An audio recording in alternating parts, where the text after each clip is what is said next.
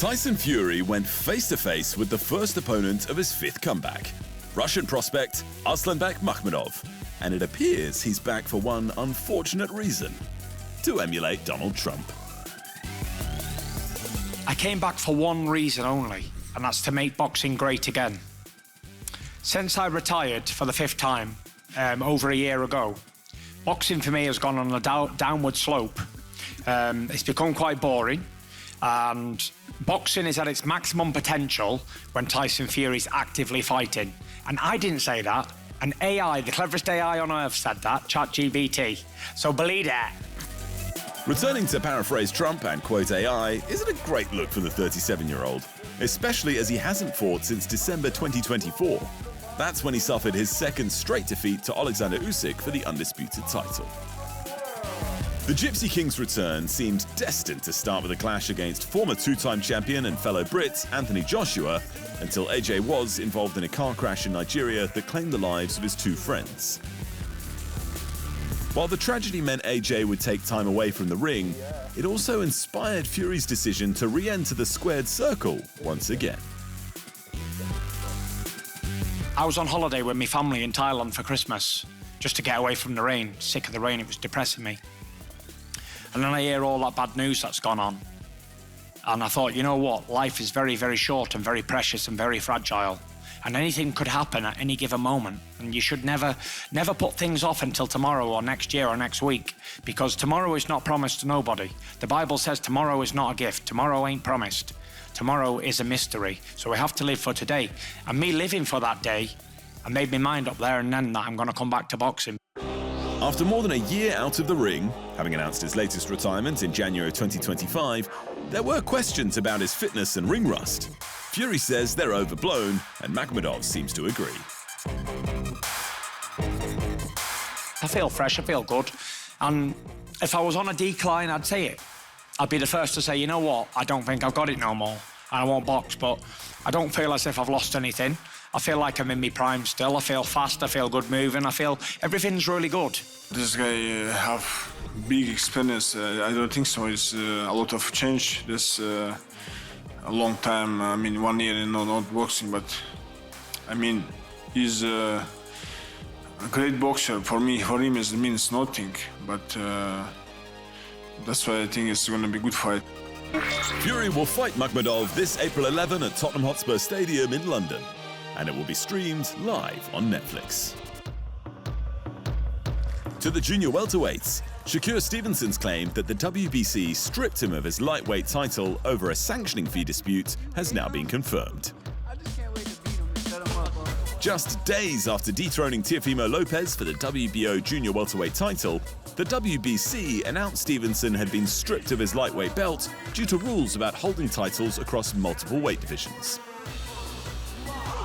Stevenson fired back, calling the sanctioning body crooks, and insisted he was stripped for refusing to pay the WBC's $100,000 fee for the Lopez fight because the fight was a contest for the WBO belt.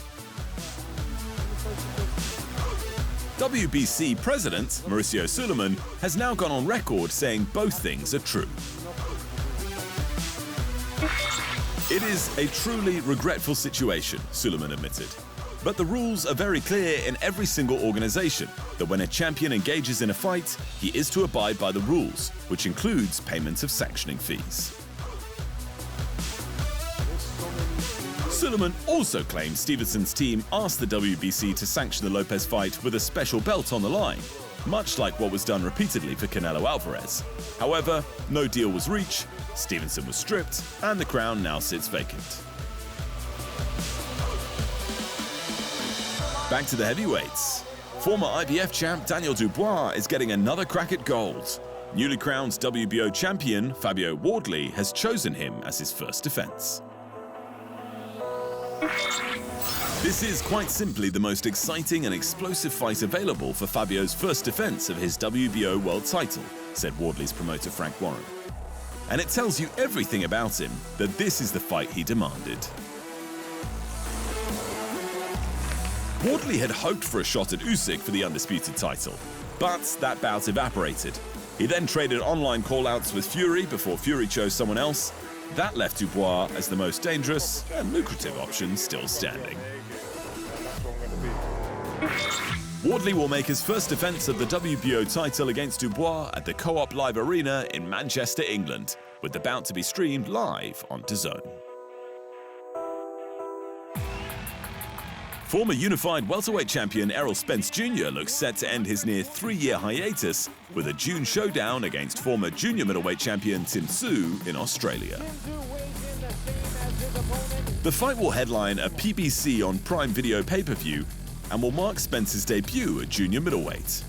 June 6 or 13 has been targeted as the date at a venue yet to be announced. Spence, 35, last fought in July of 2023 when Terence Crawford knocked him down 3 times before stopping him in the 9th round of their bout for the undisputed welterweight title. Tszyu, 31, started his career with 24 straight wins, but he's stumbled of late, having lost 3 of his last 4 outings. That includes 2 losses to Sebastian Fundora for the title.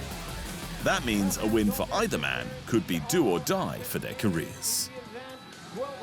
And finally, boxing icon Mike Tyson is giving back to the sport that made him famous. The 59-year-old Hall of Famer has launched the Mike Tyson Invitational, a 3-day amateur event running March 12 to 14 in his adopted hometown of Las Vegas. I love you too, thank you. Tyson's team recruited the nation's top amateurs to compete, with the long-term goal of restoring boxing to its former glory.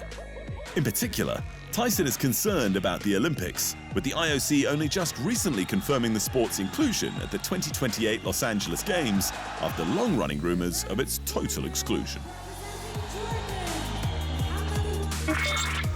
Listen, boxing is dying, and this is what's driving me, said Tyson. If I can be involved in any way in the uplifting and development of boxing, I'll be happy with that. And in boxing, Mario Barrios gives Ryan Garcia his second shot at winning a world title. Also defending belts on the card are Gary Antoine Russell and the man with a name Charles Dickens will be proud of, Richardson Hitchens.